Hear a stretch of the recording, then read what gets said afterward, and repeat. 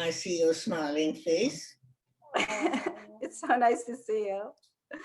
Hello, I'm Alexis Brink, and it's a privilege to be with Faniita Inglíš and Merrian Wайсберg. And Merrian, thank you very much for making this happen. And you've known Faniita a long time. How long have you known her? Well, I think Faniita and I met 50 years ago, and we have been friends. We have been fellow travelers. We have been intellectual companions. She has been my mentor and teacher. And I'm wanting to honor this long friendship that we've had and ask Faniita at this point of time to share with us about her life and her work. So please, Faniita. Thank you. So Faniita, let's jump right in. How did you get to transactional analysis? I got to be a psychologist by signing up at the Sorbonne in France. But that I would be a psychologist only after the war. I couldn't be a psychologist during the war because the Germans were running this. The first thing is that I decided I could be, I went to the Institute for Psychoanalysis in New York. Oh, it's right near here. By now I'm in New York, and I was working as a secretary at the Brazilian commercial attaché to earn a living. The issue about earning a living is also important. Could hire somebody in America even though I wasn't an American citizen, because I couldn't get a job. I didn't have the right to work as an American citizen. Right. So I was, I needed to earn my living. I wanted to get a master's degree in America, in psychology I went to the Institute of Psychoanalysis, and they told me, well, in America, you have to be a psychiatrist in order to be a psychoanalyst. And I said, but that's not so in Austria, where Freud worked, who specifically said, you don't have to be. You can be a psychiatrist or medical doctor. Non-medical doctor. So you keep coming up with places where they say you can do this under certain circumstances, but not under other circumstances. Anyway, I said, well, but Freud said that you could get to be. All right, reluctantly they said, yes, you can finish your training. I hadn't finished my training in psychoanalysis in France. Okay. They said, okay, we'll accept you for training, which means training and practicing in the meantime. You practice as a trainee, and you can charge low fees, but you can charge and practice. Yeah. So that's when you started to practice the psychoanalysis, and then. I found it boring as hell. Yeah. After all, I had lived a pretty interesting life so far. And sitting there listening to some woman who would talk about the fact that this was before women's liberation. It's very hard for you to imagine that. This was the time of the bored housewife. So I'd sit there to some wealthy bored housewife complaining about her husband. And she enjoyed doing that because it was better than not complaining she'd get. I didn't realize that, but it was strokes. She gets strokes about being such a good sport and allowing me, her analyst, to stroke her and to tell me what was hard type she was having with her selfish husband. And that's so, but you didn't know about strokes yet. I mean, strokes is a TA concept. Yes, but three strokes is a TA concept, but strokes is, I was using a TA, I didn't know TA at the time. I didn't even know anything about TA. But I could understand that somehow this woman preferred coming and talking to me and listening to me than being home, washing the dishes or And whatever. so you didn't find that satisfying, I guess, for you. No, It was no. kind if you have But 10 we so- needed the money. My husband was right. starting a magazine at the time in Chicago. And I used to look at the clock up there and think of how, oh yes, it's 50 minutes. All right, it's another. So how did you then, I mean, I guess you started to think that you wanted to find another way. So is that when you found? Yes, I started looking at the group practice, which seemed a little bit more interesting. There was a group in Maine that was doing group therapy. We're talking right now probably about the early 60s. Yeah. As a time when Erikom Bernem started to step forward and we started to become familiar with some of the TA concepts at that time. Yeah, that's right. I got a degree. I did get a degree in social work at Bryn How did you meet? How did you get to Erikom Bernem? How did you meet him? Yeah, how did I get? Well, I was a social worker. I practiced as a social worker, and I belonged to a small group of social workers in private practice who did some form of group therapy.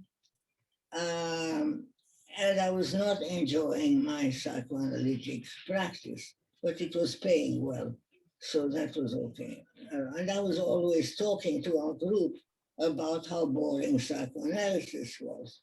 And the social workers were not considering that boring. They considered that that was a step above social work. And one day he hands me a little paperback book.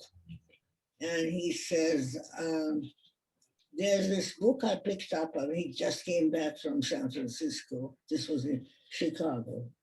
Says, there's this book I picked up at the San Francisco airport.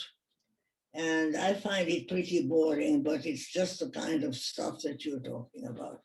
That there's another way of working than psychoanalytic practice. And the name of the guy who wrote it is Erikom Bernem. So you might as well have it. I'd just as soon throw it away. Okay. So he gave me the book and I read it. Wow. And I became fascinated.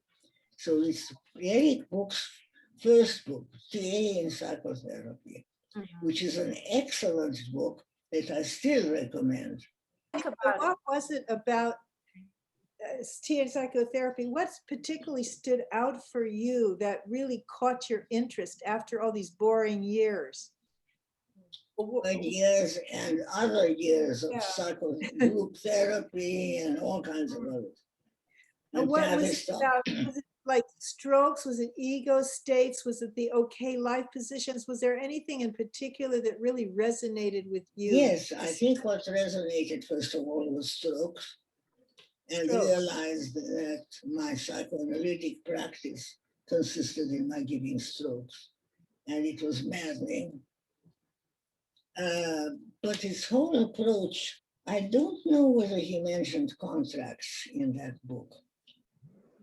But I think I don't know, you're shaking your head. I don't think he did that early, but I'm not sure. Yeah. But she did mention something. You, however, correct? Yeah. Is a bedrock notion of TA.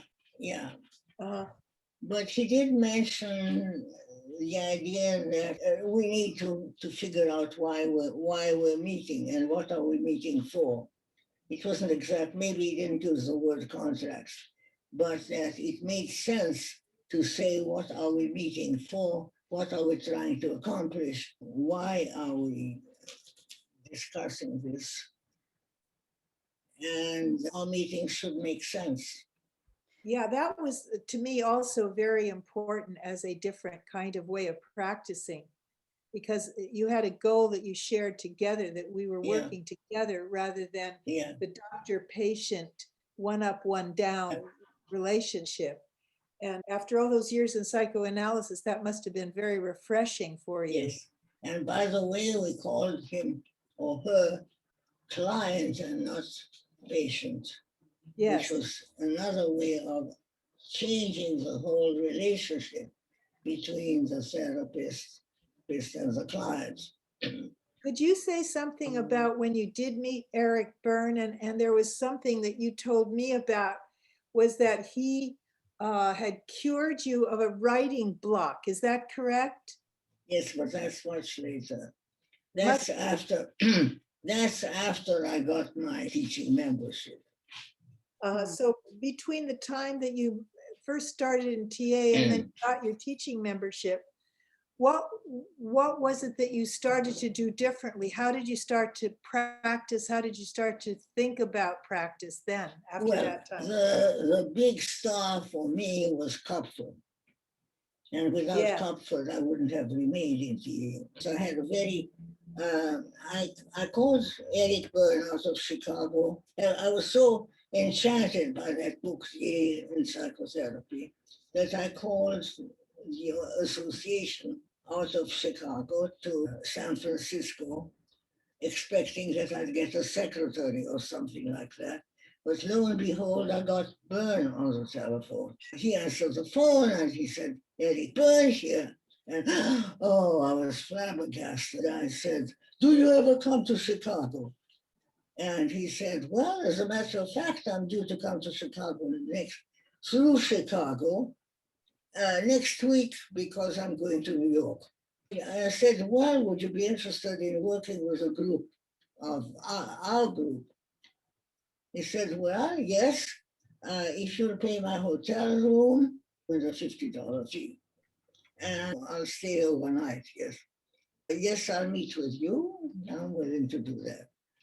So we made the arrangements over the phone, just like that.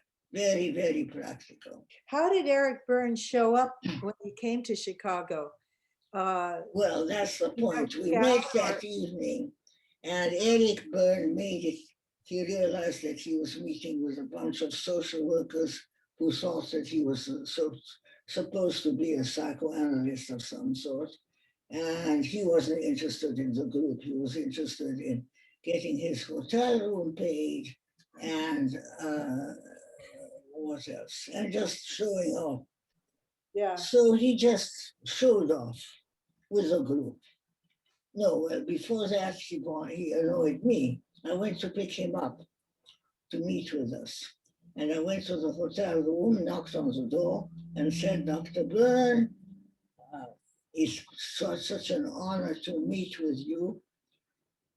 And I wanted to continue my little speech. And he said, let's fuck. And I said, what? He was going to show me that he's San Francisco. And he said, let's fuck. And I said, you know, I was a prim Eastern, nothing like that. And I said, but they're waiting for us downstairs. And he said, oh, they can wait for 20 minutes. I said, Dr. Berne, will you please come down with me? I think we do know that darker side of Eric Berne's personality, indeed. Yeah. You know, that direct. Yeah. Fortunately, David Kupfer was around to save TA for you, because Yeah. if that had been your only introduction, it doesn't seem like we would have had you in this community. Yeah. After that turnoff, how come you were willing to even consider following up with it, Fanitta? Well, What was it? the original interest in TA psychotherapy was there. I disliked the man thoroughly. Mhm. But what happened was that Kupfer and Goulding were giving a 101 in Chicago, and I was interested in going to that. And Kopfer immediately enchanted me. I liked him very much. Yeah. He gave a demonstration group. He confronted me immediately with some junk that I was presenting. And he then told me that they're opening a school, a training center for therapists in San Francisco. There's a school there. And he showed us a very exciting brochure about this school that they were going to open. And I said, I want to sign up. And I signed up for the next semester. So I signed up, I paid the advance fee. I came to California. But I was told after I signed up that the first meeting would be in Menlo Park.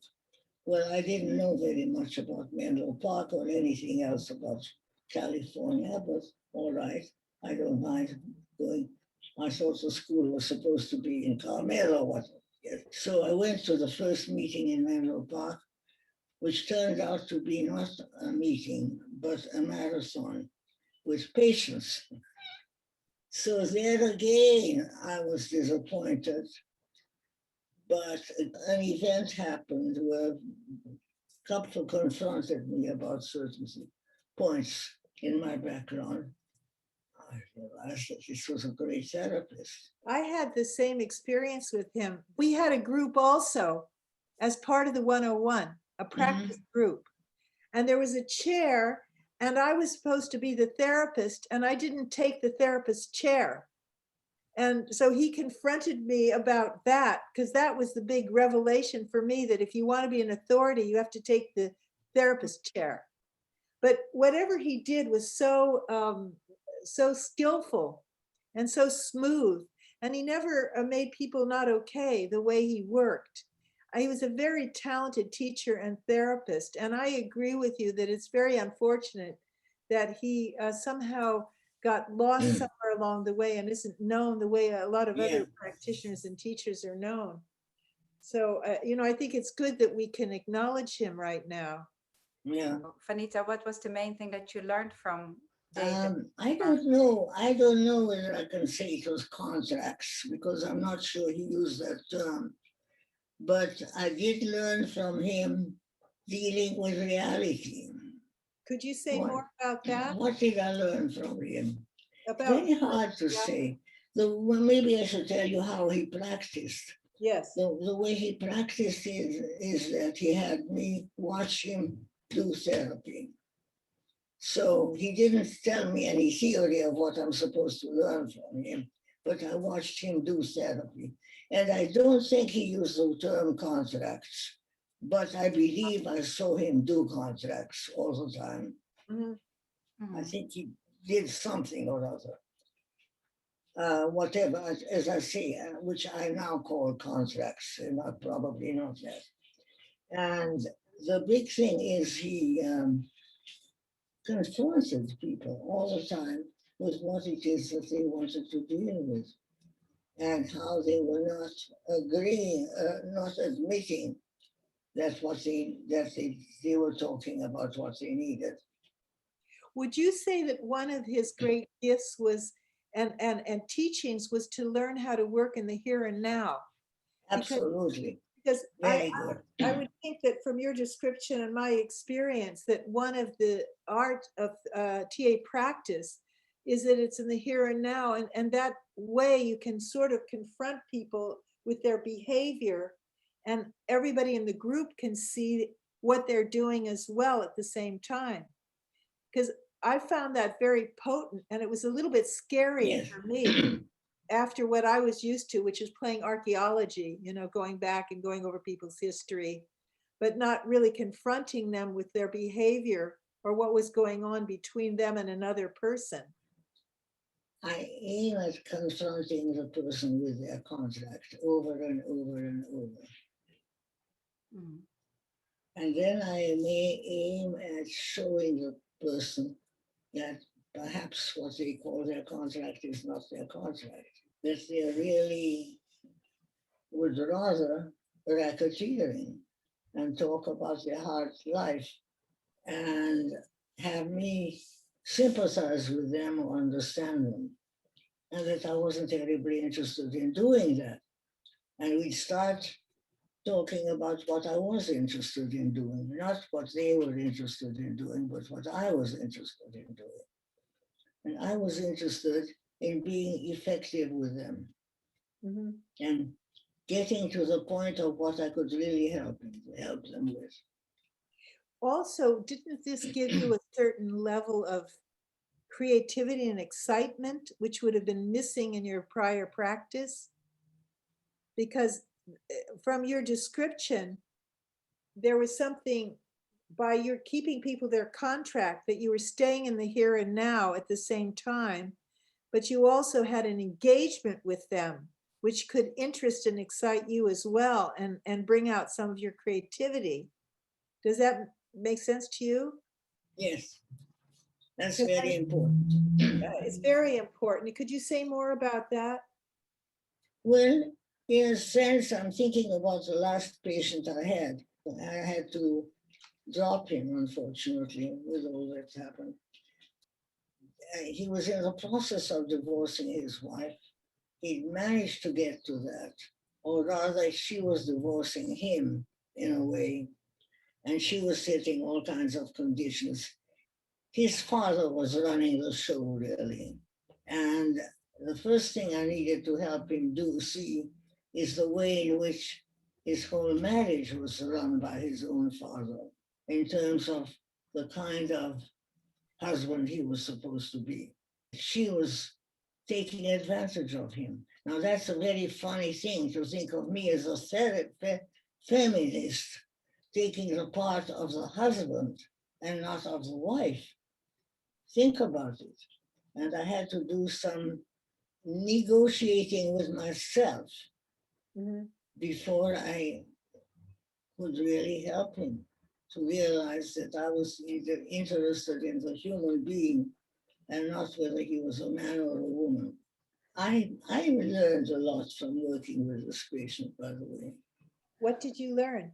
Exactly that the focus is on the person and not on is he a man or a woman.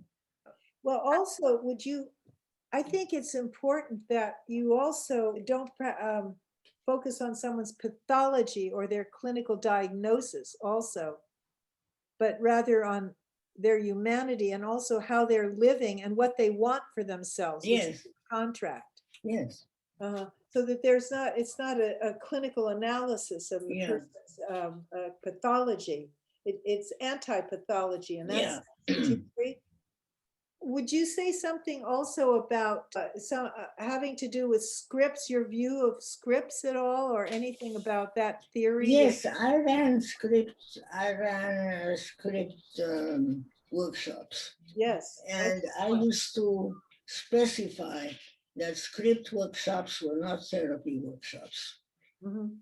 That people might discover working in a script workshop that it may be that they also needed therapy, but they were very different workshops, so the focus was very different.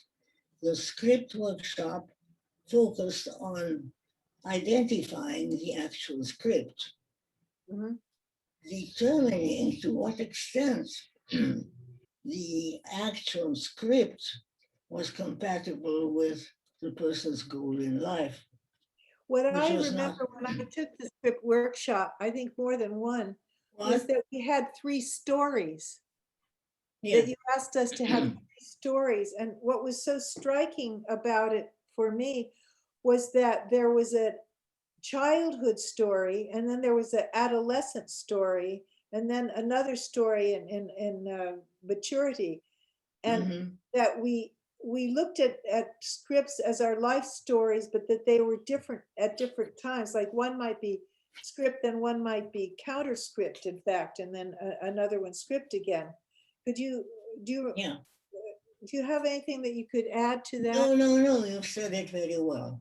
Oh, thank you. When you said when you were working with clients and Yes. you were trying to create a contract with them. Yes. But it was not always successful because they were racketeering.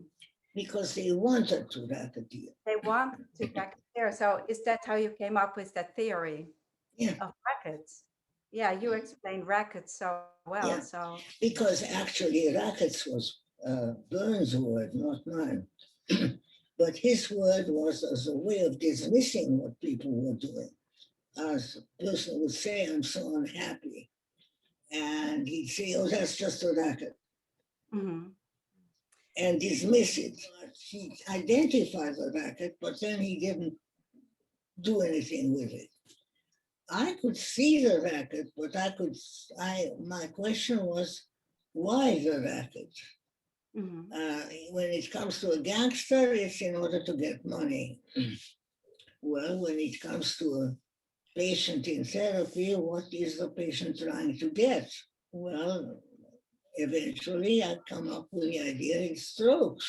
So the patient is wanting to be told that he's a good guy who's leading an unhappy life, or a good woman who's leading an unhappy life, and he's entitled to more. But then I became interested in feeling that surely there is more to this person than that. Now, that's what this person ends up expressing, that they're looking for. But that's not what they really look for. Quite separately, there's a creative, exciting part of them that's also wanting to express itself. And then I got to my theory of the three drives. Can you talk a little bit about the three drives? You call them Yes. Sleepy and spunky and sleepy? Yes. Or where did you Yes. get this Yes, idea? I started with these Disney terms, sleepy, spunky, and surly. But I changed it to something more serious. At first, I started jokingly. You say more about the drives, if you will, because Yes. I yes. can say about the drives, and I wish I had a thing to draw on, but I can give you the idea. So, Freud would say unconscious, conscious, and ego. Yes, egos. Yeah. I am doing something else. I'm saying unconscious, domain, conscious, pre-conscious, and superconscious. And in here lies the unconscious and lies the three drives, the three influences that operate inside us, the three drives, the three goddesses that govern our destiny in here. And I talk about them as the three goddesses in our unconscious, which are ruling us all the time. And one of them, and now we're more serious than sleepy, spunky, and surly, one of them is servia, meaning the one who serves our everyday existence, is concerned with our eating, our getting dressed, our being recognized, our everyday lives, including pastimes. Mhm. So servia is pretty domestic and boring, but very active, concerned with us. The other point, which is really the exciting one, is passion. Passion is short for passionate, and what we care about, what we really care about. And there I draw on what it is that we can get passionate about. And it can be sexuality. That's why both Freud himself got himself to sexuality. But it's more than sexuality, it's passion. Passion is not always sexuality. Passion is something one cares about. It can be like Madame Curie caring about discovering radium. It's not necessarily her sexuality. In fact, she's willing to sacrifice her life for the sake of producing in the area that excites her. But somebody with passion can also be excited for the sake of sex. So it can be a here and now passion, or it can be overall total passion. And then the third is transient. transcendence. We can be transcendent everyday life, transcending Serbia, which is everyday life, transcending Tansha, which is also can be everyday life, but in a very different, exciting way, and transcending herself, being ready to get mystical or sleep, all the way from sleep to mysticism. So it's our spiritual life as well. Yes, yes. So can you compare, Yeah, very can you good. compare these three to the ego states at all? Ego states are in the middle, the child, parent, and adult. Would you say like those are conscious states? The ego states are conscious states, but Yes, the drives are right below them, and they're what drive us yes, fundamentally, perhaps. yes. Very good, very good, Perhaps very good. if we think of it that kind of way. And I was very struck when you were talking about pasha, also about creativity as part of pasha too. Oh, yes, very much, Because very much so. you know, when I see, as I know you, when you got out of the doldrums of psychoanalysis into the excitement of TA, your Yes. passion suddenly became alive again. Yeah, After you were working out of Serbia mostly, or escaping through dreams and somewhere else help me with this. The Kriasa? Priasa Drive, yes, yes.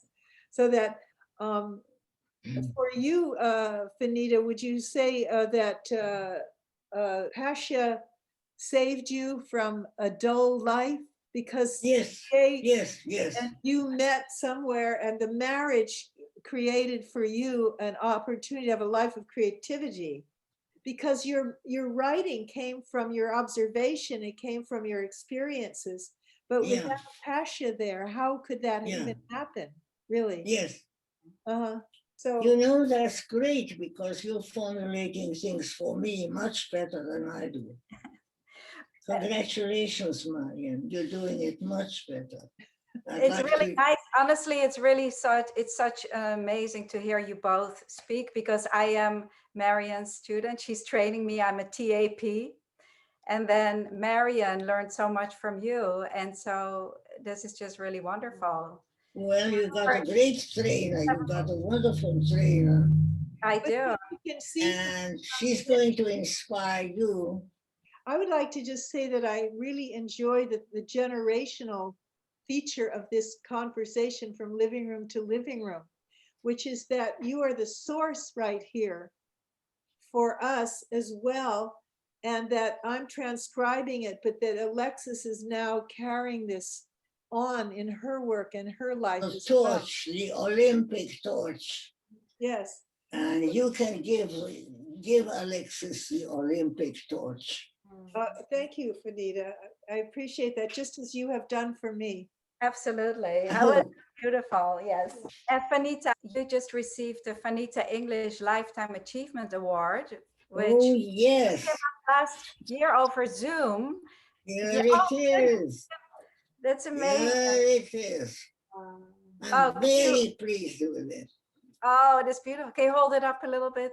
You were the first one to receive it, and now others will. Yeah, that's what I'm pleased about. So I'm really glad that you were able then to show it to us. Did you see it? Yes, were you able to? Yes, yeah, you don't have to put it back yet. It's something to keep out and really show off. It's something to be really proud of. Okay. Yes. Okay. Well, we What are So here proud it is. to be able to share this with you, Fanitta. A wonderful opportunity for us to have this time together and to really appreciate the life that you've had, which has been so full and so rich. And thank you so much for sharing this with us. It's just been wonderful. And Alexis, you are such a terrific interviewer, and I congratulate you on that as well.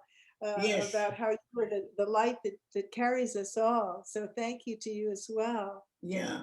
Marian. Thank you both, and thank you for setting it up. We bounced around various topics, We did. like a fly going around one spot to the next. I guess I'm reading Proust now, and he talks about the fly or the butterfly or the bouncing from one But spot. isn't that how living room conversations go?